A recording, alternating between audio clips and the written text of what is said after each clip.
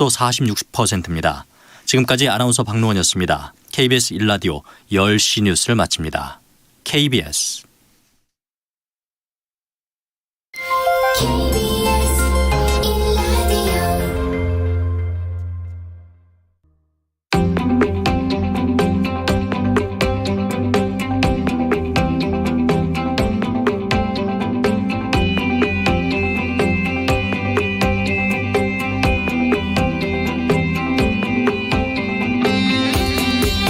김성환의 시사야.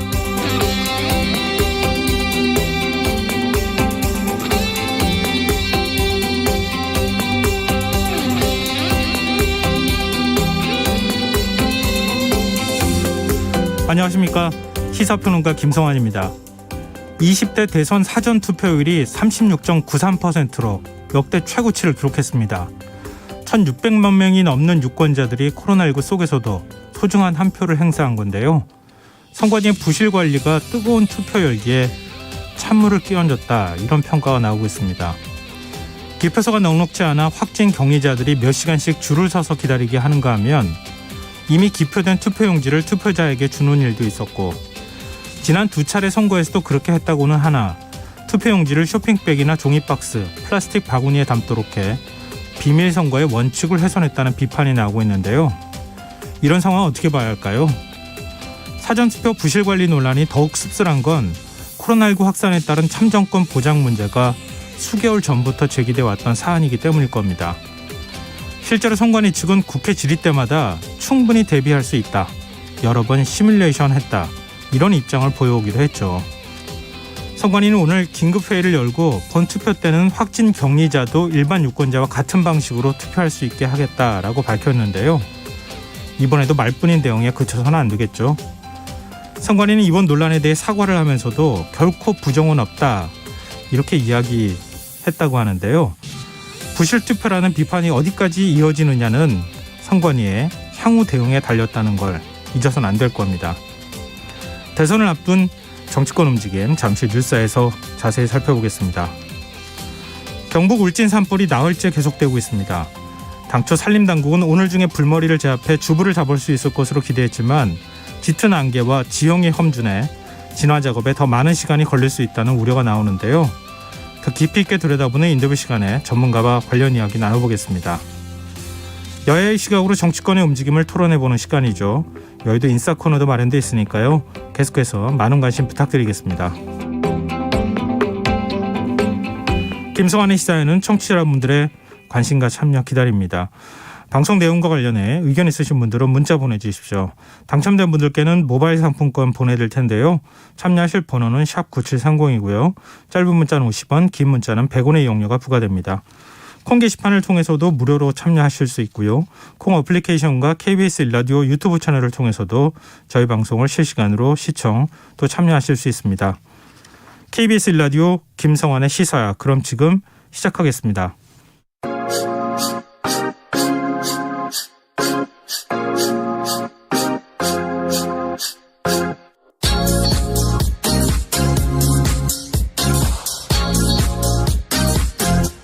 KBS 1라디오 김성환의 시사야.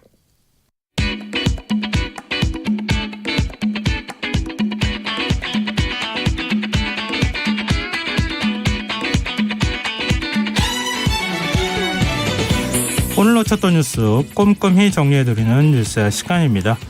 김혜나 시사평론가 나와 계십니다. 안녕하세요. 안녕하세요. 네. 지난 5일 치러진 코로나19 확진 격리자 사전투표 부실 관리 문제가 지금 후폭풍이 굉장히 거세요. 그렇습니다. 이 사전투표 관리 부실로 전국 투표소 곳곳에서 지금 초유의 대혼란이 일어난 것 때문에 여러 가지로 논란이 큰데요. 네. 이 확진자 그리고 격리자들이 투표한 투표용지를 투표 사무원들이 투표함으로 옮기는 과정에서 뭔가 이렇게 통일된 어떤 규격을 가진, 그래서 관리가 제대로 되는 이런 보관함이 없는 상태로 이 투표소별로 각각, 예를 들면 뭐 택배 상자라든지 바구니, 뭐 종량제 봉투 이런 걸 사용해 가지고 여러 가지로 문제가 되고 있는 그런 상황이죠. 이게 결국 선관위 예측을 훨씬 뛰어넘는 수의 확진자 그리고 격리자가 투표소로 몰리면서 발생한 문제이다, 이렇게 볼 수가 있겠는데요. 네. 이 과정에서 이 투표 후에 투표용지를 넣는 임시 기표소 봉투에 이미 기표된 투표용지가 담겨서 전달된 경우들도 속출을 해서 여러 가지로 또 이것이 또 문제가 되고 있습니다. 그리고 이 임시기표소 봉투 속에 담겨있던 기표된 투표용지를 그러면 어떻게 처리할 거냐에 대해서도 투표소별로 다르게 처리를 한 부분이 있어가지고 이것도 지금 여러모로 이제 혼란이 가중되고 있는데요. 일단 선관위는 원칙상 유권자가 고의로 투표지를 공개한 경우가 아니면 유효 처리를 한다라는 입장을 가지고 있지만 일부 지역에서 이게 무효 처리가 돼가지고 이게 논란이 되고 있습니다.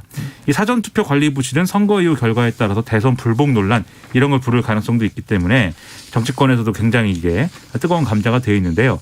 여야 모두 입을 모아서 선관위를 비판했고 중선관위에 대한 검찰 고발 이런 것들도 잇따르고 있는 상황입니다. 근데 좀 여야는 모두 좀 발언에 조심을 기하는 것 같긴 해요. 부정선거라고 주장하지는 않고 부실관리라고 하는 주장을 하고 있는데 말씀하셨던 것처럼 선거 끝나고 난 다음에 후폭풍을 고려한 것이 아닐까 이런 생각도 들거든요. 그런 것도 있겠고요. 그다음에 이제 국민의힘 같은 경우는 이제 고질적으로 이제 사전투표에 대한 부정선거를 주장하는 이런 이제 유권자층이 있는데 혹시라도 이 선거는 부정선거다라는 어떤 프레임이 형성이 되면 본투표에서 투표를 안 할 가능성이 있거든요. 유권자들이. 그러다 보니까 부정선거다라고는 얘기하지 않되 이 선관위의 책임이 매우 크다 이런 주장을 지금 공세적으로 하고 있는 상황입니다. 네. 뭐 코로나19 사태 속에서 치러지는 선거 또 확진자하고 또 격리자하고 그다음에 비격리자하고 동선을 구분하지 못하면서 나타나는 여러 가지 이제 복잡한 문제가 있었던 것 같긴 한데 현실이 그렇다 하더라도 철저한 대비가 있었어야 한다. 이런 지적은 좀 뼈아프게 들어야 되지 않을까 싶은데요.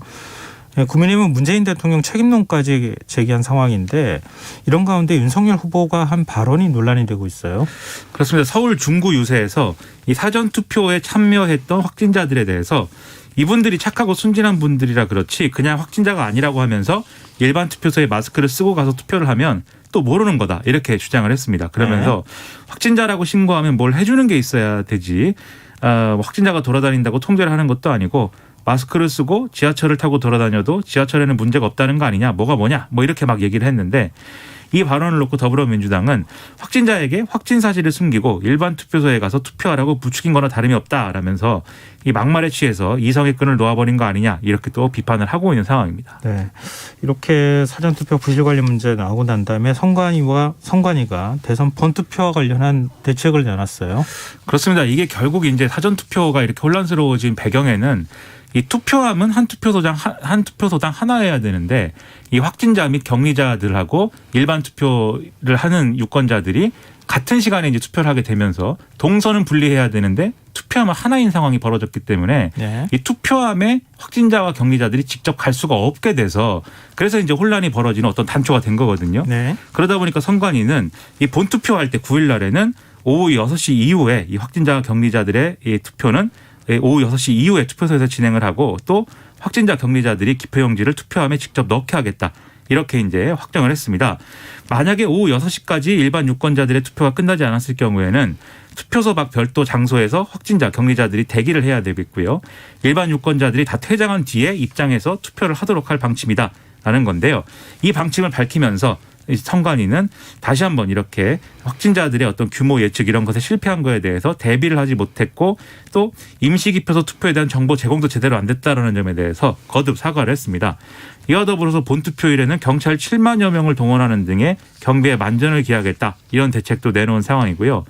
이게 결국 이런 문제는 또 발생할 수 있다는 점에서 언론의 지적이 잇따르고 있는데 오후 6시 직전에 일반 유권자들의 투표소 입장에 막 몰리게 되면 그만큼 또 확진자의 투표 시작 시간이 수년될 수 있는 것이고 네. 그러면 불편이 가중되는 데다가 개표도 늦어지게 될 수 있기 때문에 이런 것에 대한 여러 가지 여기서 이제 혼란이 발생하지 않을 수 있는 여러 가지 대책들도 필요하다 이런 지적이 나오고 있습니다. 그래서 이제 확진자들의 자가격리 해제 시간을 오후 5시 30분에서 5시 50분으로 좀 늦추고 그러니까 일반 투표자들하고 확진자들 또 자가격리자 투표자들이 이렇게 분리될 수 있게 그렇습니다. 그렇게 하겠다.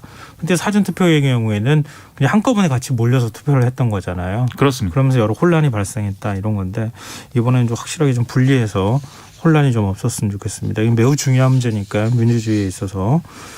근데 이게 무슨 얘기입니까? 민주당 송영길 대표가 선거운동 도중에 둔기로 머리를 맞는 사건이 있었어요. 그렇습니다. 송영길 대표가 신촌 유플렉스 앞 광장에서 유세가 시작되기 전에 현장에 모인 시민들하고 인사를 나누는 과정이었는데요. 한 노인이 접근을 해서 둔기를 수차례 휘둘러서 이 둔기에 이제 머리를 가격당하는 사건이 일어났습니다. 이 노인은 현장에서 당 관계자 등에 의해서 제압이 됐고 이후에 바로 경찰에 연행이 됐는데요. 언론 보도를 보면 이 노인은 어떤 소규모 형태의 유튜브 방송을 또 운영한 것으로도 알려지고 있습니다. 네. 그래서 이 방송에서 한 지난해 7월께부터 한미연합 군사훈련에 반대한다. 그리고 종전선언 촉구한다. 이런 주장들을 송영길 대표와 민주당을 향해서 제기하는 그런 영상들을 쭉 올렸고요. 그리고 이 송영길 대표를 실제로 가격한 직후에 한미 군사훈련을 반대한다. 청년들에게 이런 세상을 물려줄 수 없다. 이렇게 외쳤기 때문에 어떤 정치적인 어떤 동기를 가지고 이러한 행위를 한 것이 아닌가 추정이 되고 있습니다. 네. 어쨌든 경찰은 정확한 범행 동기와 경위를 지금 조사 중이라서 이 결과가 나와야 정확하게 왜 이런 행위를 했는지를 확실하게 알게 될 수 있을 것 같습니다. 네, 뭐 이런 일은 있어서는 안 되겠습니다. 이번 사건과 관련해서 문재인 대통령도 입장을 냈어요. 청와대는 문재인 대통령이 선거폭력은 민주주의에 대한 테러다. 결코 있어서는 안 될 일이다. 혐오와 폭력으로는 세상을 바꿀 수 없다. 이렇게 얘기를 했다고 밝혔습니다. 정치권 분위기는 어떻습니까? 민주당은 충격적인 일이다라면서 이 가해자를 강력히 규탄을 했고요. 이재명 후보도 민주주의는 우리가 소중하게 갖고 온 것이다. 폭력은 소중한 민주주의를 훼손하는 행위다라면서 비판을 했습니다. 국민의힘도 이번 사건은 정당화할 수 없는 폭력이자 테러다라고 이제 규탄을 했고요. 윤석열 후보도 페이스북에서 선거는 국민 앞에 비전과 정책 능력을 평가받는 시험대이자 민주주의 축제인데 이것을 방해하는 그 어떤 폭력도 결코 정당화될 수 없다라고 썼습니다. 정의당도 역시 이 행위는 민주주의를 위협하는 것이다라면서 송영길 대표의 쾌유를 또 기원을 했습니다. 네. 그리고 어젯밤 늦은 시간이었었죠. 그 대선을 사흘 앞두고 뉴스타파가 화천대유 대주주 김만배 씨의 육성 녹음 파일을 공개했어요. 그렇습니다. 이 녹음 파일의 내용은 김만배 씨가 지난해 2021년 9월 달에 성남시 판교로 인근 카페에서 신학림 전 언론노조 위원장을 만나서 여러 가지 얘기를 했는데 그중에 일부가 이제 녹음이 된 파일이 이제 공개가 된 건데요. 김만배 씨는 이 파일에서 이렇게 주장을 했습니다. 윤석열 후보가 2011년에 대검찰청 중앙수사부에서 부산저축은행 사건을 수사할 당시에 이 박영수 전 특별검사를 자신이 이제 불법 대출 부렸고 조우영 씨에게 소개를 시켜줘서 이 조우영 씨에 대한 수사를 사실상 무마해 준 것이다. 이렇게 이제 주장을 했다는 건데요. 네. 그러면서 이렇게 얘기를 했습니다. 윤석열은 이 박영수 검사가 데리고 있던 사람인데 통했다. 윤석열 검사가 봐준 것이다. 커피를 타주면서 몇 가지를 질문을 하더니 보내주더란다. 그래서 사건이 없어졌다라고 얘기를 한 겁니다. 네. 그리고 뭐 원래는 천화동일 1호부터 18호까지 법조인들한테 판매를 할 생각이었고 다 하겠다고 투자하겠다 이렇게 했는데 성남시에서 3,700억 먼저 선매수한다고 얘기하니까 그래서 결국은 투자를 다 포기했다. 뭐 이런 얘기도 지금 한 상황이잖아요. 이재명 후보에 관련된 내용들도 쭉 나와 있습니다. 네. 민주당은 법사위를 긴급 소집했고 비판의 목소리도 지금 내고 있어요. 그렇습니다. 더불어민주당은 이 여당 단독으로 국회 법사위를 소집을 했는데요. 그래서 이제 특검이라든지 이런 것들을 주장을 하고 그것을 이제 좀 논의를 하자라는 거였습니다. 그런데 국민의힘은 여야 간사 간 의사일정 합의 없이 법사위가 소집된 것에 대해서 반발을 했고요. 또 여기에 뭐 정부 부처가 참석한다든지 이런 일도 이럴 건도 아니었기 때문에 회의는 여야 의원들의 의사진행 발언 신경전이 이어진 끝에 그대로 이제 종료가 됐습니다. 그리고 이제 국회 법사위 소속 민주당 의원들은 또 당사에서 기자회견을 열고요. 김만배는 이재명 시장이 공익 환수를 하려고 해서 법조인 투자자 모집에 어려움이 있었다라는 취지로도 발언을 했는데 즉 이것은 국민의힘이 지금까지 한 주장은 다 거짓 정치 공세라는 걸 드러내는 거다라고도 주장을 했습니다. 네. 국민의힘은 검찰 조사를 공개했어요. 그렇습니다. 이 조우영 씨가 검찰 조사를 받았을 때 그 조서를 공개를 했는데요. 이 조서를 보면은 검사가 이렇게 물어봅니다. 2011년에 부산저축은행과 관련해서 검찰 조사를 받은 적이 있느냐라고 물어보니까 이 조우영 씨가 2011년 한 4월에서 5월까지 대검 중수부에서 3번 정도 출석해 조사를 받았다라고 답을 했고요. 그리고 대검 중수부 출석할 때 이 만난 검사가 이 수사검사 박모모 검사뿐이냐라는 질문에 네 그렇다라고 얘기했고 윤석열 중수과장을 만나거나 조사받은 적이 있느냐라는 질문에는 없다. 윤석열 검사를 만난 적이 없다라고 얘기를 하는 그런 내용입니다. 그리고 박영수 변호사를 선임했던 경위는 뭐냐에 대해서는 김만배 씨가 소개를 시켜줬다라고 얘기를 했고요.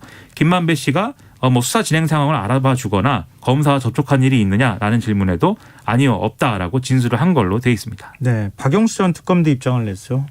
그렇습니다. 변호사 활동을 하면서 사실을 왜곡하거나 상식을 벗어나 후배 검사들에게 수임 사건을 청탁한 사실이 단 한 번도 없다.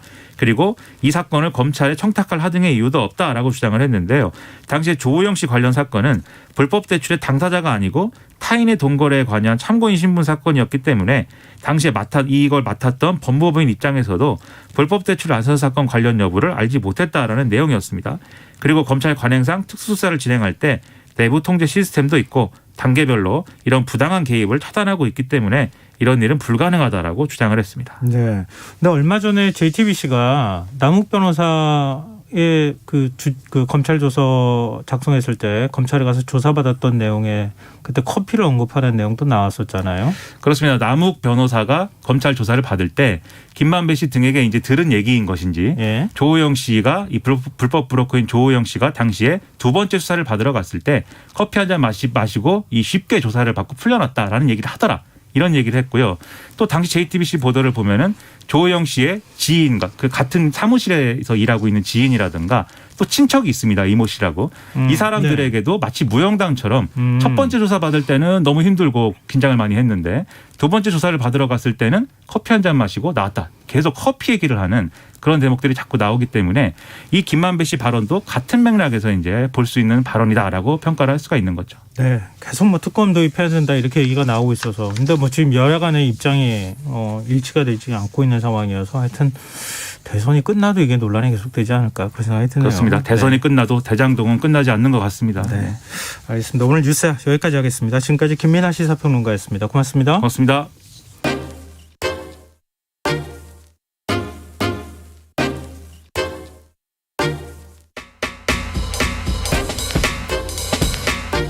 바쁜 당신이 알아야 할 모든 것 여기에 있습니다. KBS 1라디오 김성환의 시사야. 지난 4일 발생한 경북 울진 산불이 나흘째 계속되고 있습니다. 산림당국은 지금 진화를 위해서 총력을 다하고 있는 상황이지만 좀처럼 불길이 잡히지 않고 있는데요.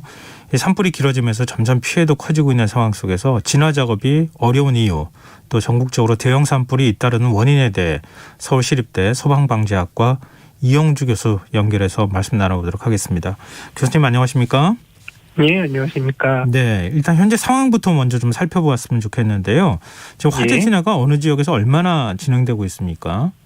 지금 현재 최초의 4일에 발생했던 울진 쪽에서 발생한 이 산불 같은 경우는 지금 3척까지 확대가 된 상황이고요. 네. 이런 상황이 지금 아직 뭐 오늘 조금 많이 진압이 될 것으로 이렇게 예상을 했습니다만 현장에서의 어려움 등으로 해서 주불 진압이 아직 안 된 상태로 지금 이제 일몰을 맞았고요. 예. 그다음 그 이후에 이제 강릉에서 발생한 산불은 그래도 어느 정도 산불이 이제 잡힌 상태라서 그래도 강릉 부분은 조금 이제 여유가 있다 이렇게 지금 이제 현장에서는 판단을 하고 있는 것 같습니다. 다만 이제 최근에 발생했던 가장 이제 늦게 발생한 영월 산불 같은 경우는 산세가 굉장히 험해서 화재 진압이 상당히 어려워서 지금 진화가 거의 이루어지지 못한 계속 또 확대되는 그런 상황으로 이렇게 알려지고 있습니다. 네, 이게 태백산맥 산 줄기랑 이렇게 연결되는 부분이잖아요. 굉장히 산림도 우거진 곳이라서 더욱 아마 진화가 쉽지 않을 것 같긴 한데 이렇게 짧은 시간 안에 대규모로 산불이 확산한 어떤 원인 어떻게 보세요? 일단 최근에 뭐 알려진 바대로 그 최근 50년 동안에 가장 이제 많은 건조한 날씨가 계속되는 이런 상황에서 또 강풍주의보나 강풍경보가 이제 강한 바람이 동반되고 있는 이런 상황. 그래서 어떻게 보면 화재가 발생하기 아주 가장 좋은 요건을 갖춘 상태다 이렇게 보여지거든요. 네. 이런 상황에서 이제 뭐 작은 점화원 이게 이제 인위적이든 아니면 자연적으로 발생하든 간에 어떤 이제 이 불티 점화원이 발생했을 때 굉장히 큰 화재로 빠르게 또 넓은 지역으로 확대될 가능성이 굉장히 높은 상황에서 지금 이제 최초의 화재가 발생을 했고 또 다른 지역에서도 이런 동일한 조건에 하에서 계속 연속적으로 화재가 발생하고 있는 것으로 지금 판단을 하고 있습니다. 네, 지금 이제 산림당국은 주불이라는 표현을 사용하더라고요. 네. 이 주불이라고 하는 게 어떤 개념입니까? 지금 주불을 빨리 잡아야 된다고 얘기를 하는데. 예, 주불이라고 하는 거는 어떻게 보면 이제 산불에서 가장 화재 성장, 가장 잘 타고 있는 가장 집중적인 지역이라고 보시면 되겠는데요. 네. 대부분이 뭐 최근에는 이제 뭐 불머리라고 해서 화재가 확산되는 방향의 가장 앞쪽 부분, 아마 이제 전방 부분에 있는 이런 부분들이 아마 주불의 이제 형태가 될 텐데요.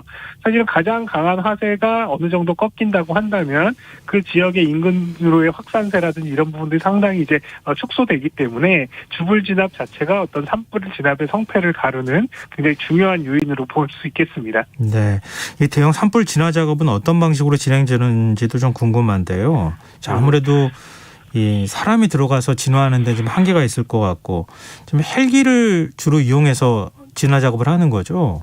예, 맞습니다. 지금 현재 국내 산불에 대한 진압은 말씀하신 대로 헬기를 이용한 공중에서의 진압이 주력을 이루고요. 물론 지상에서 인력을 투입해서 지상에도 사람들이 이제 불을 끄는 이런 과정들도 있습니다만 화재가 워낙 강한 이 산불의 특성상 사람들이 아까 말씀하신 그 주불에 가까이 접근해서 직접적으로 이 부분을 진압하기는 상당히 어렵습니다. 그래서 일단 헬기에 의한 공중 진압 중심이고 지상 인력들은 주변으로의 확대 방지라든지 또 잔화 정리라든지 이런 부분들을 병행해 나가면서 진압을 하게 되는데요. 다만 문제는 야간의 경우에 이제 일몰이 되면 사실은 주력으로 진압을 할 수 있는 헬기를 사용할 수 없다라는 이런 이제 한계에 봉착을 하게 되거든요. 네. 그렇기 때문에 야간 같은 경우에는 적극적인 진압이 이루어지지 못하면서도 야간에 강한 바람이라든지 돌발 변수에 의해서 이튿날 아침까지 화재가 확산세가 이제 더 커지는 이런 상황들 혹은 또 재발화가 발생한다든지 이러한 경우가 발생하는 경우에 상당히 이제 산불에 대한 진압이 더뎌지고 어려워지는 상황이 발생할 수 있습니다. 근데 지금 소방 헬기와 소방 대원 인력은 좀 어떻습니까? 좀 충분한 상황입니까? 지금 현재는 이제 정확하게 표현하면은 이제 산림청에서 운영하는 산불을 끄기 위한 산불 헬기가 50여 대 계속 이제 운영이 되고 있고요. 네. 그 이외에 이제 소방에서 사용하는 소방 헬기 또 뭐 군용 헬기라든지 이런 것들을 포함해서 한 100여 대 가까이 계속 투입이 되고 있는 상황입니다. 또 그리고 소방 인력 같은 경우는 소방대 타 지역의 소방대원들이 한 400여 명 또 그리고 소방차는 한 150여 대가 이 지역으로 집중해서 지금 이 활동들을 하고 있는데요. 다만 문제는 이런 소방력들이라든지 또 산불 진압을 위한 이런 역량들을 한 군데에 집중적으로 좀 집중하기가 좀 어려운 상황입니다. 왜냐하면 앞서 설명드린 것처럼 곳곳에서 지금 산불들이 동시다발적으로 발생하기 때문에 네. 사실은 한 군데에 집중적으로 역량을 모아서 확실하게 끄는 이런 과정들이 있어야 되는데 사실은 다른 곳곳에 이 소방력이라든지 진압력들이 좀 분산되는 이런 부분들이 있다 보니까 네. 또 그리고 이런 상황에서 시급한 현장 중심으로 투입을 하다 보면 또 일부 지역에서는 이런 지원들이 좀 다소 부족하게 느껴지는 상황 또 실제적으로 이런 부분들이 발생하고 있거든요. 그래서 이러한 부분들은 사실 지금 현재 이 소방력 자체가 부족하거나 진압력이 부족한 상황들은 아니지만 어쨌든 곳곳에 각각의 이 현장에 대응하기 위해서 상당히 좀 어려움이 있다라는 것들은 뭐 말씀드릴 수 있겠습니다. 네. 이 최종 피해 규모가 지난 2000년 동해안 산불 이후 동해안 산불보다 더 커질 가능성이 있다 이런 얘기가 나오고 있거든요. 현재 네. 대략적인 피해 규모를 어떻게 봐야 됩니까? 네, 지금 아까 말씀하신 2000년 동해안 지역 산불 그 당시 이제 피해 면적이 한 2만 4천 헥타르 정도 됐었거든요. 네. 근데 이미 지금 현재 오늘까지 지금 피해 면적이 약 한 18,000 헥타르 정도, 거의 2만여 헥타르 쪽에 가까워지고 있는데요. 그래서 이런 상황들이 뭐 내일 내일모레 이번 주 중에 이제 이런 완전히 진압되기 전까지 피해 면적들이 이제 증가하는 것들로 본다면 2000년 이후에 가장 22년 만에 가장 큰 피해에 관련된 이 면적들을 나타낼 것이다. 또 이것뿐만 아니라 지금 현재도 시설물들이 한 500여 개 이상, 또 주택도 확인된 바에 의하면 300채 이상이 지금 현재 소실된 것으로 보이기 때문에 네. 아마도 뭐 불명예스러운 기록이 되긴 하겠습니다만 어쨌든 최고의 피해 수준을 지금 이제 나타내게 될 거다라고 지금 예상을 하고 있습니다. 이게 강릉 산불의 경우에는 방화가 원인이다 이렇게 지금 이제 얘기가 나오고 있고 경북 울진 산불은 담배불로 인한 실화다 이렇게 좀 추정을 하고 있는 것으로 보이는데요. 이 방화나 실화에 의한 화재의 경우에는 처벌이 어떻게 됩니까? 방화의 경우에는요, 일반적으로 일반 건축물이나 시설물에 방화를 했을 때는 최대 3년 이상의 징역 혹은 또 무기징역까지 가능한데요. 산림에 방화를 하는 경우에는 이보다 훨씬 좀 강한 처벌 규정이 있습니다. 그래서 7년 이상의 징역에 처할 수 있게끔 상당히 높은 형량을 이제 갖고 있는데요. 다만 이제 문제는 여기서 이제 이를테면 일반적인 실화의 경우에는 뭐 건축물에서 일반 시설물이나 건축물에서의 실화의 경우에는 이런 분의 처벌 규정이 없습니다만 산불의 경우에는 실화인 경우에도 과태료를 최대 100만 원까지 이렇게 물릴 수가 있습니다. 다만 이제 일각에서는 이런 실화에 대한 책임에 대한 부분들이 과태료가 너무 적은 거 아니냐라고 이제 이렇게 이제 판단하시는 분들도 있긴 합니다만 어쨌든 실화라고 하는 것 자체가 일부러 의도성이 있거나 목적성이 있는 부분이 아니기 때문에 이런 처벌 규정 중심으로 뭔가 예방을 하는 것들은 분명히 한계가 있을 수밖에 없어서 이런 부분들은 계도라든지 또 이를테면 여러 가지 홍보라든지 또 예방 활동을 통해서 좀 이 화재 발생을 좀 억제하는 그런 이제 방법들이 좀 필요로 하는 것으로 보입니다. 네. 이 좀 시간을 돌려보면 거의 이제 해마다 대형 산불이 발생하고 있다고 해도 과언이 아닌데 이런 산불을 좀 막을 수 있는 방법 없을까요? 사실 산불이라고 하는 게 상당히 좀 독특한 특성이 있는데요. 예를 들면 이제 자연적인 자연재해, 불가항력적인 자연재해의 특성도 가지고 있고 또 사람에 의해서 발생하는 인위재난이라고 하는 이런 특성들을 다 가지고 있거든요. 네. 그러니까 이제 사람에 의해서 발생하는 재난, 인위재난이라는 특성상으로 본다면 적극적인 예방을 통해서 이런 부분들의 발생을 최대한 줄일 수 있다라는 점도 있겠지만 또 반대로 천재지변처럼 불가항력적인 어떤 자연적으로도 발생하고 하기 때문에 네. 이런 부분들은 예방만으로는 한계가 분명히 있는 재난이거든요. 그렇기 때문에 당연히 예방에 대한 부분들을 좀 더 강화할 필요도 있겠습니다만 화재가 그럼에도 불구하고 발생했을 때 빠르게 화재를 감지하고 또 이런 대형 산불화 됐을 때 대응 가능한 진압 장비라든지 진압 전술 이런 것들의 진압 능력을 좀 더 강화하는 이런 부분들이 네. 좀 더 필요하지 않을까 싶습니다. 물론 네. 이전에도 이런 부분들은 계속 지속적으로 강화돼 왔습니다만 매년마다 최근 들어서는 거의 매년마다 이런 이제 사고들이 이런 산불들이 반복되고 있으니까 과거보다는 좀 더 적극적으로 좀 획기적으로 이런 부분들의 진압 능력들을 상향할 필요는 있겠다 생각이 됩니다. 네. 교수님, 산림청에서 내일 오전까지 주불 진화를 목표로 하고 있다 이렇게 밝혔는데요. 내일쯤이면 네. 좀 잡힐 가능성이 있겠습니까? 지금 해당 지역의 이제 기상 예보를 좀 살펴보면은 습도는 여전히 낮은 상태이긴 합니다. 건조한 상태고요. 대신에 이제 바람은 아주 강한 수준은 아니고 일반적인 수준이기 때문에 오늘 밤 사이에 크게 확대되지 않는다면 내일 중에 어느 정도 완벽한 상태까지는 아니지만 주불의 화세를 어느 정도 잡을 수 있을 것으로 좀 기대를 해볼 수 있을 것 같은데요. 네. 그리고 지금 내일 모레까지는 큰 바람에 관련된 부분들은 없을 것으로 보여서 아마도 내일이나 내일 모레까지 어떤 주불 진압이 굉장히 중요한 시기가 될 것으로 보입니다. 이때 만약에 잡히지 못한다면 아마도 주말까지 계속 이어질 가능성이 있고 이번 주말에 이제 비 예보가 있기 때문에 이번 주말에 비 오는 시점 전후로서 이 화재에 대한 부분들이 조금 더 이제 진압 단계로 접어들지 않을까 생각이 됩니다. 네, 좀 부디 빨리 좀 산불을 좀 잡을 수 있었으면 좋겠습니다. 네, 오늘 말씀 고맙습니다. 예, 감사합니다. 네, 지금까지 서울시립대 소방방재학과 이영주 교수였습니다.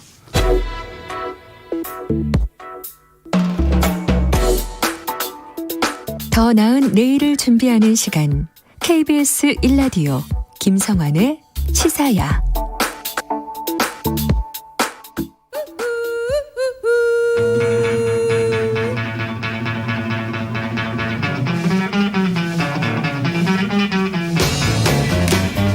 정치인의 눈으로 여의도 국회 움직임을 통찰력 있게 꿰뚫어보는 시간입니다. 여의도 인사이트, 줄여서 여의도 인사인데요.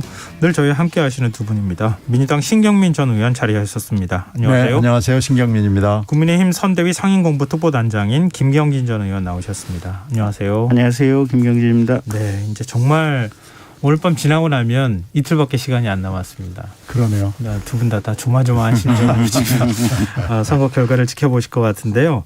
일단 이틀 앞으로 다가온 대선 판세 어떻게 분석하시는지 좀 궁금한데 민주당은 여권 지지층인 최대로 결집하면서 이재명 후보가 2~3%포인트 차로 역전극을 이끌어낼 것이다. 이런 입장을 밝혔고요. 국민의힘 내에서는 야권 후보 단일화 이후 정권교체 여론이 커지면서 10%포인트 이상 격차가 날 수도 있다.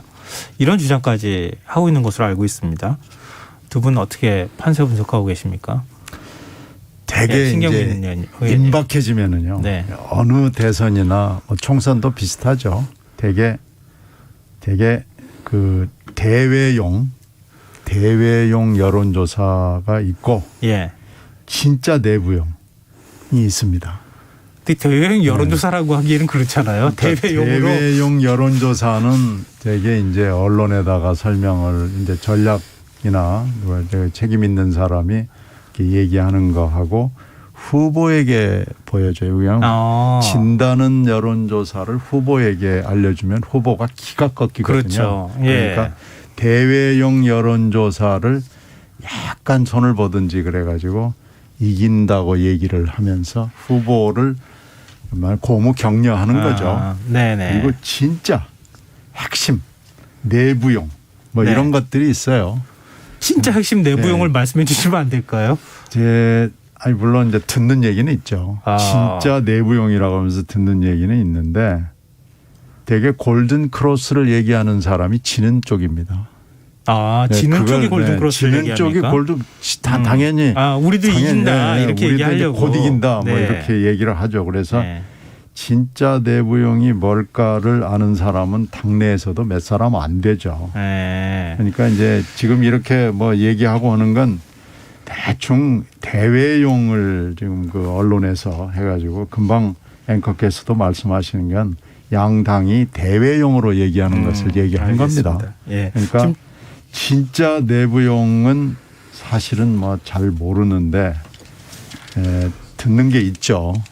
지금 여론조사 공표 금지 기간이기 금지 때문에 기간에도 여론조사 결과를 언급하기가 그렇죠. 굉장히 어려운데요. 금지만 돼 있지 사실은 여론조사 내지는 이제 트래킹이라고 그래가지고 추적이라고 그러잖아요. 네네. 추적을 계속 매일 하죠. 네. 매일 하고 그것도 이제 몇 개의 여론조사 기관이 하는데 그쪽 얘기를 이렇게 들어보면은 박빙이고 하여튼 한쪽이 지금 쫓아가고 있고 뭐 그렇다고 보면 돼. 그러니까 그것을 아는 사람들이 후보 동선을 짜거든요. 그러니까 후보 동선을 지난 한 일주일 동안 3월 3일부터가 여론조사 금지 기간이었으니까 쭉 후보 동선을 보면 후보 동선에서 나타납니다. 오늘의 후보 동선에서도 사실 나타났습니다.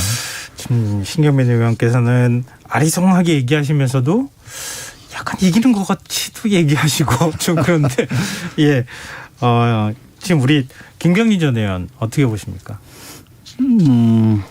저도 대내용 여론조사를 볼 수 있는 사람이 아니어서 몰라요.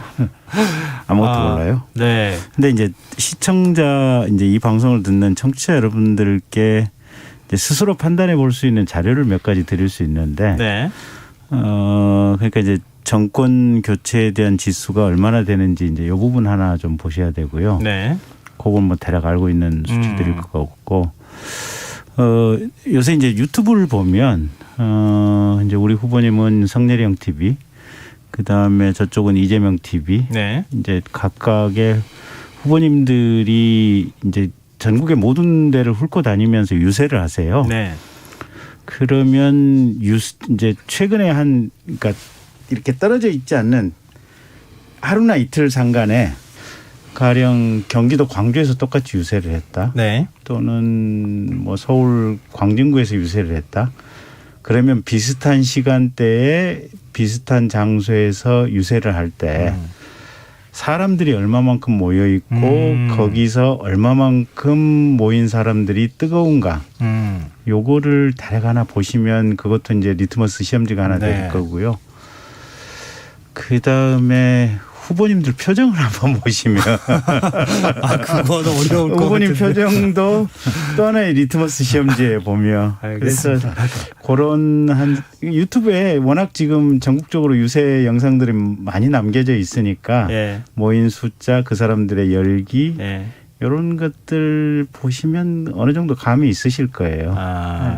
결국은 감으로 판단할 수밖에 없는 상황인 것 같습니다. 청취자들께서 알아서 판단하시라고 이 정도만 얘기 드릴게요. 하여튼 지금 공식으로 얘기하는 것은 네. 물론 언론 보도용으로 저도 기자를 할 때 열심히 파도 썼지만 네. 그건 어떻게 말하면 믿을 수 없는 숫자입니다. 그렇죠. 진다고 하는 선거는 없으니까요. 다 이긴다 심지어는 하니까. 그 속칭 여의도판 그 정보지 찌라시 도는 거 있잖아요. 네. 그것도 극단적인 내용이 돌아요. 보면. 네. 그러니까 전혀 상반된 내용의 찌라시들이 막 돌고 있거든요.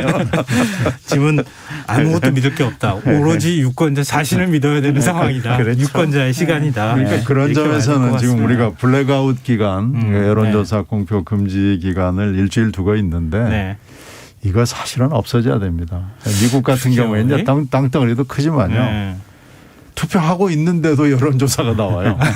그리고 이제 동부에서는 여론조사는 물론이고 투표가 마감되는데 그 투표 결과 그러니까 출구조사가 나옵니다. 그런데 하와이나 서부에서는 투표를 하고 있는 경우도 있고요. 그래서 맞습니다. 그거 가지고 네. 계속 논란을 해요. 이게 맞냐. 그러면 하와이 투표 끝날 때 알래스카 하와이 끝날 때까지 기다려야 되냐? 이제 이런 문제가 나오잖아요. 그래도 논란은 하고 네. 그다음 선거에도 보면 4년 후에 또 합니다. 이 여론사 기관에서 깜깜이 기간 한 2, 3일 정도로 줄여야 된다. 또 이렇게 또 얘기하고. 근데 저는 이제 우리 친 선배님하고 생각이 조금 다른 게요. 그냥 깜깜이 기간 동안에 네. 유권자 입장에서는 한번 백지 상태에서 네. 내가 어느 후보를 그러니까 이제 속칭 말하는 대세 또는 누가 우위 이런 거 신경 쓰지 말고 내가 그냥 아무것도 없는 백지 상태에서 누구를 선택하는 것이 국가와 미래를 위해서 가장 좋은 선택인가를 한번 생각해봐라. 네. 이렇게 굳이 의미를 부여할 수도 있지 않나 싶기도 해요. 보면. 저는 기면 반대입니다. 이게 지금 네. 선거인데 네. 뭐 참선이나 명상이 아니잖아요. 네. 그러니까 이건 선거입니다. 네. 선거니까 하여튼 언론은 풀어야 되고요. 가급적이면은 규제를 하지 않는 것이 저는 맞다고 봅니다. 네.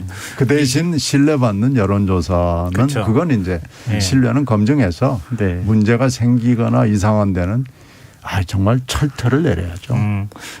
예전에 여론조사 결과가 부정확할 때 그때 만들어진 규정인 것 같아요. 근데 요즘에는 여론조사 결과가 대략 일치하는 경향이 물론 틀리는 일도 있지만 네, 뭐 많이 과학화됐죠. 예, 네. 이제 그런 것 때문에 좀 이런 목소리가 나오는 것 같습니다. 저희가 뭐 이 얘기만 해야 되는 상황은 아니고요.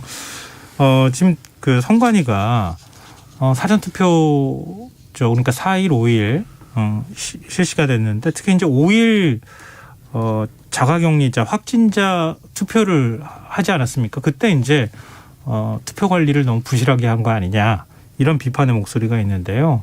하여튼 반응은 여러 가지로 나오고 있더라고요.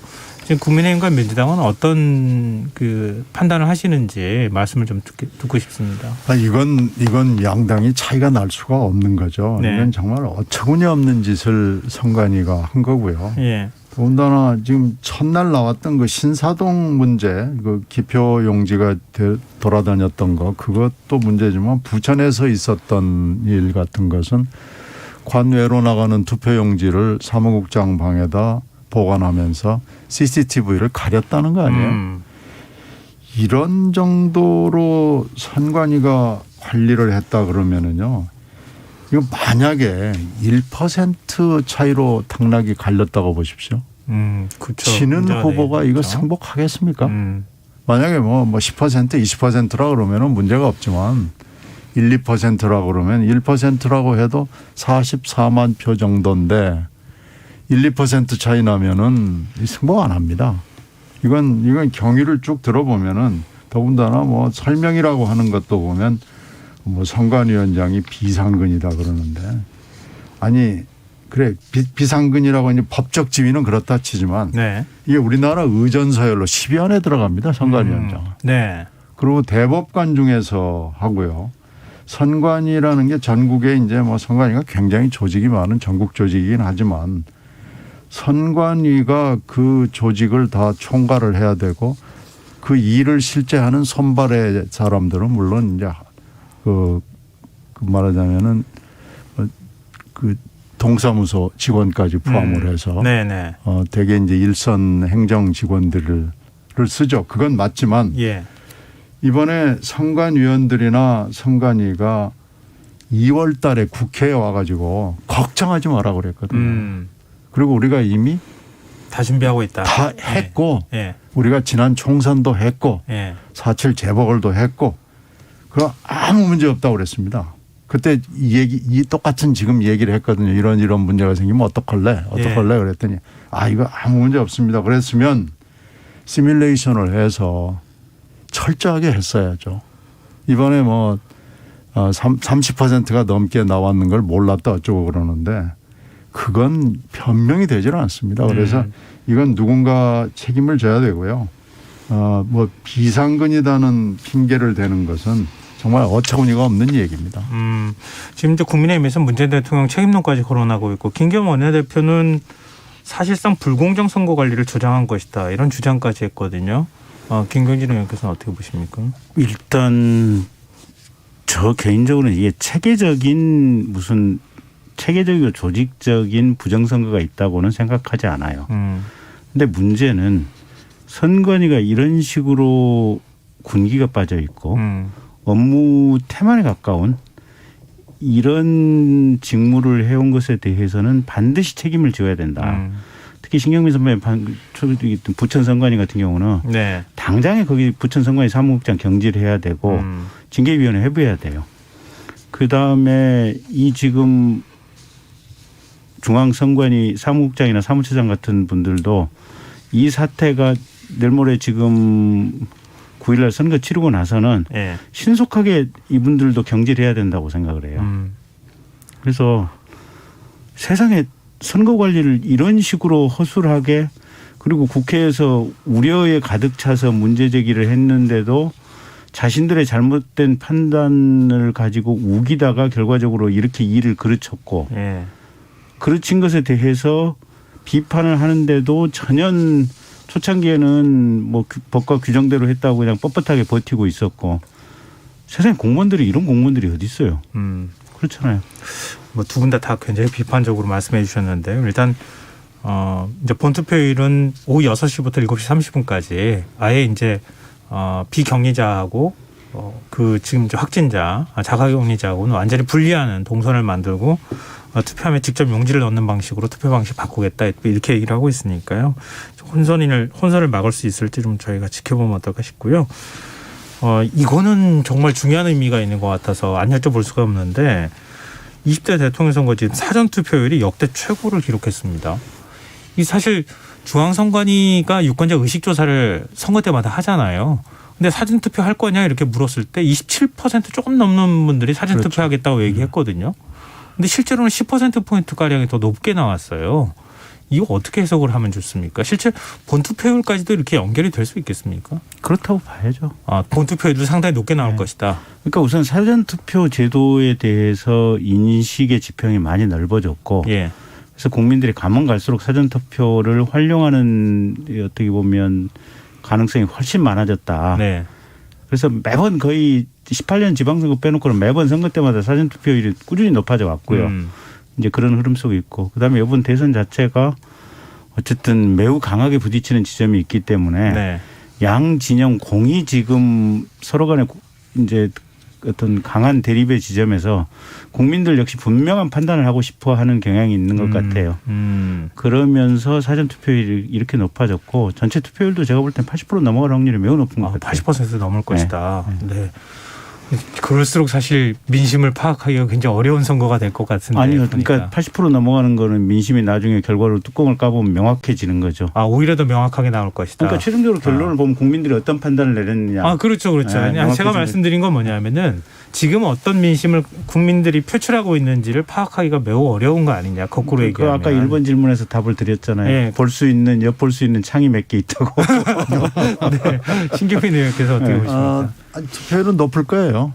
지난번 77%였죠. 대선에서. 이제 최고 높았던 건 81% 가까운 게 있으니까 아마 그 정도 비슷하게 가지 않을까라고 예상은 되고요. 다만 네. 이제 걱정되는 건 출구조사의 정확도가 많이 떨어지지 않을까. 왜 그러냐면은 그렇죠. 예. 출구조사에서는 사전투표 지금 이 33분의 1이 넘는 이것을 잘 모르거든요. 어떻게 돌아갔는지. 네. 그래서 출구조사를 분명히 이번에 이제 3월 9일 투표가 끝나고 나면 발표가 나올 텐데 이걸 어디까지 얼마나 믿어야 될지는 좀 어렵겠다라고 생각이 되고요. 이번에 비호감 선거로 이렇게 대선이 치러지면서 기권하겠다는 사람들이 굉장히 많았는데 이게 좀 갈수록 많이 줄어들고 선관위가 이 여론조사 하는 것도 보면은 하겠다는 사람 층이 점점 늘어난 걸로 봐서 많이 할 것 같아요. 근데 출구조사가 이렇게 좀 사전투표가 이렇게 된 거에 대해서는 이건 이제 사전투표는 이틀 하고 원래 본선거는 본투표는 하루 하고 지금 이렇게 해서 사흘 동안 기간을 준 거 아니겠어요? 그래서 이제 이것을 앞으로도 그러면 이 제도의 취지를 계속 살려야 되는 거냐 어쩌냐 하는 것은 조금 더 검토를 해봐야 될 것 같아요.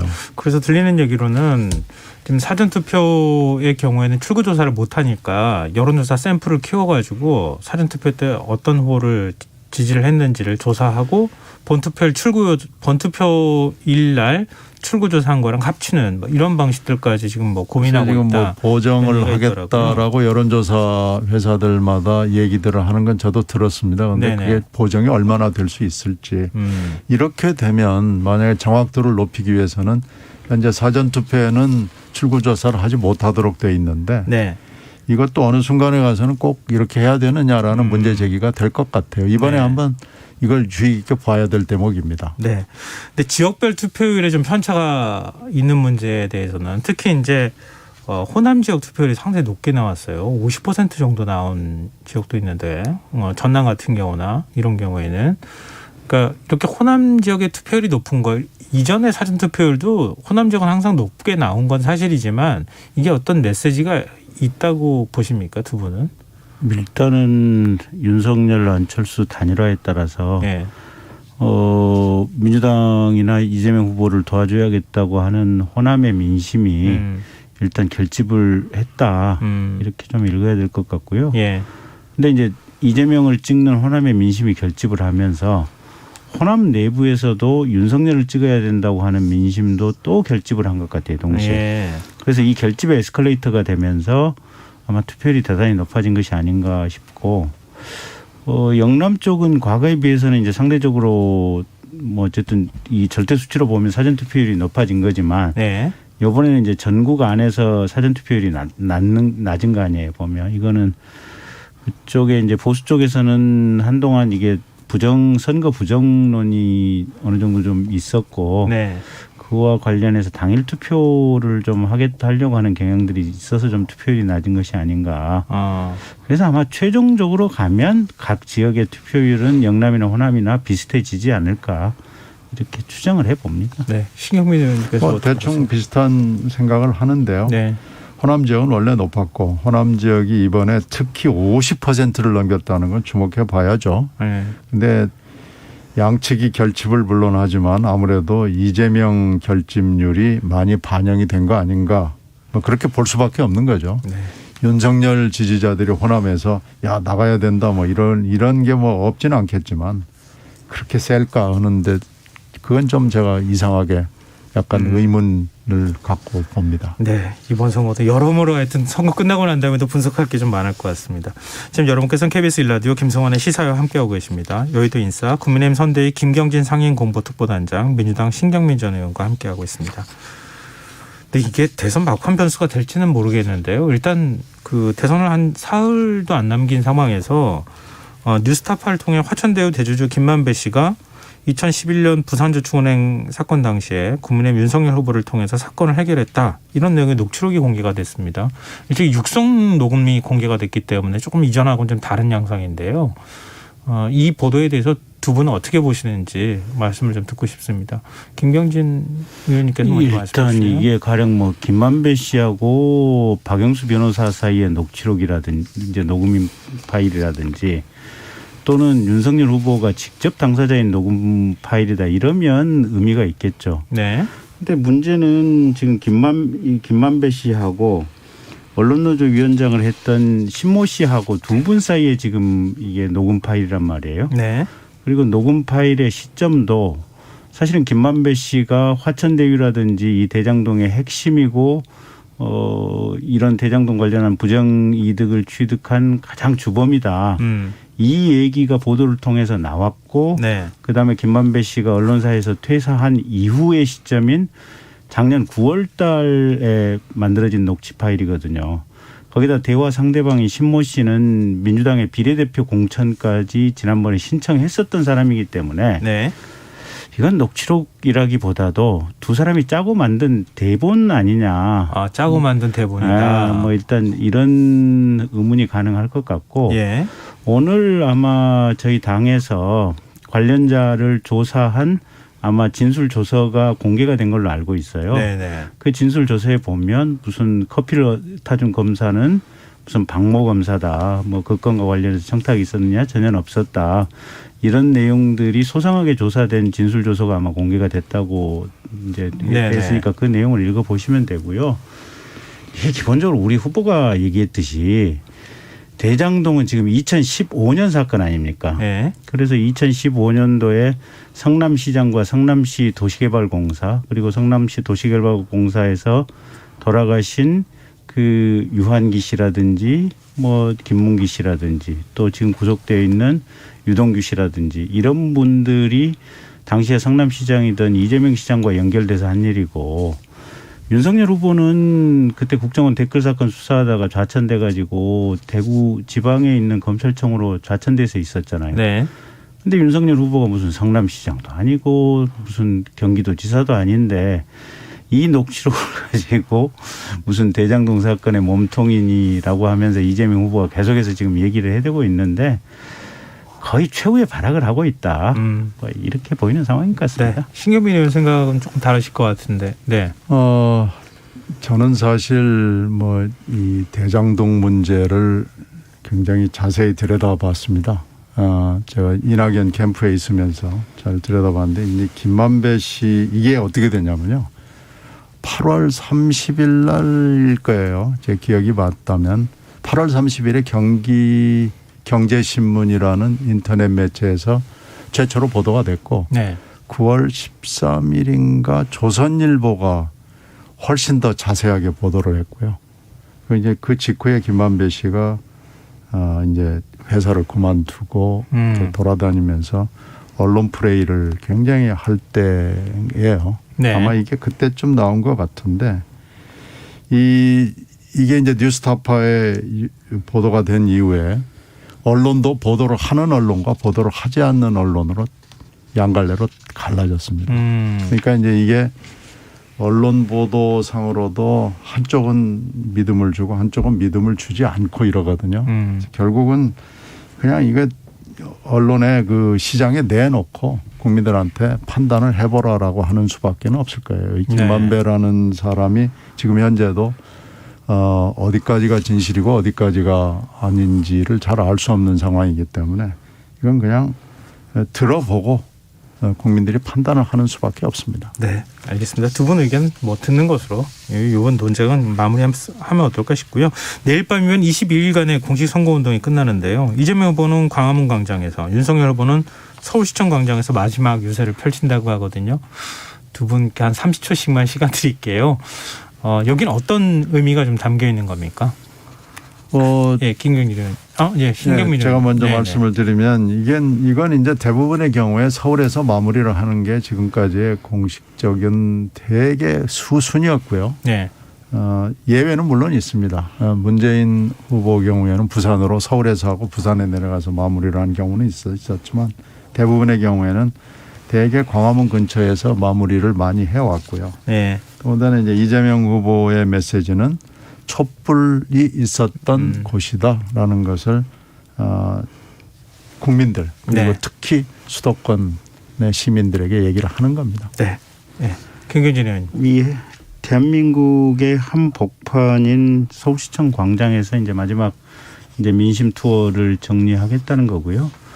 결국은 이게 국민들을 기만하고 국민들을 속여왔던 이재명 후보 그리고 민주당 집권 세력에 대해서 철저하게 심판을 가하자.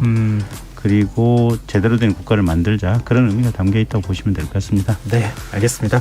오늘 여의도 인싸 민주당 신경민 전 의원, 국민의힘 김경진 전 의원과 함께했습니다. 오늘 말씀 고맙습니다. 고맙습니다. 네, 고맙습니다. KBS 라디오 김성환의 시사야 1부 순서는 여기서 마무리하겠습니다. 전 11시 전과 2부에 다시 오겠습니다.